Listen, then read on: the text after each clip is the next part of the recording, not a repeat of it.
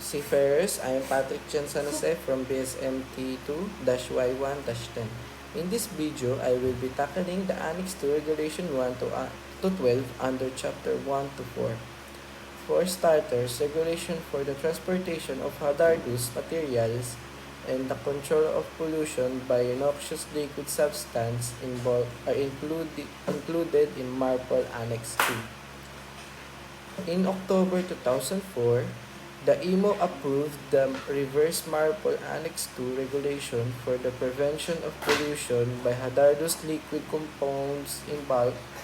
It contains a four-stagery classification system for toxic and liquid compounds and went into effect on January 1, 2007. The International Bulk Chemical Code, also known IBC Code, was also modified in October 2004 to reflect the changes made to MARPOL Annex 2.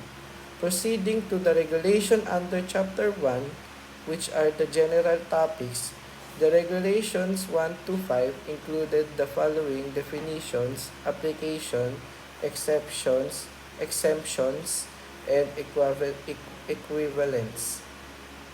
On the other hand, Chapter 2 is solely based on categorization of noxious liquid substances, or to be specific, Regulation 6 has the categorization and listing of noxious liquid substances and other substances, such as Category X for noxious liquid substances, which presented a major hazard to either marine resources or human health, which justify the prohibition of the discharge into the maritime environment. Category Y justifies the limitation of the discharge into the marine environment. Also, Category Z, which justify less restriction of the discharge into the marine environment. Other substances that pertains to Regulation 6 are substances including as OS in the pollution category column of Chapter 18 of the International Bulk Chemical Code, which have been evaluated and found to fall outside the category X, Y, or Z.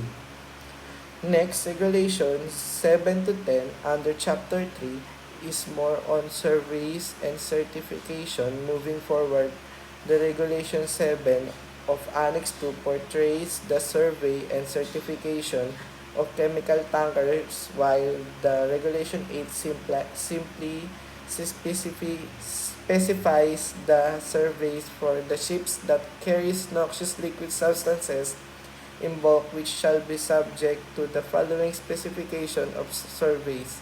Initial surveys every pre-survey service of a ship, renewal survey, intermediate survey every before 3 months of the ship, anniversary date of the certificate, annual survey, and additional survey, which are either general or partial according to the circumstances. Going to the 9th regulation, it is composed of issue or endorsement of certificates. Lastly, for Chapter 3, Regulation 10 is also about the duration and validity of certificates.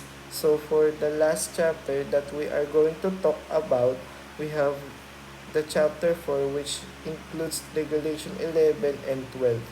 For Regulation 11, it is more on design, construction, equipment, and operation of a ship.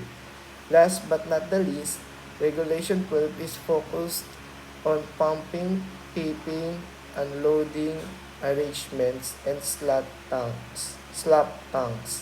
Thank you for listening to me about Chapter 1 to 4 of Annex 2, including the Regulation 1 to 12. That's all. Thank you.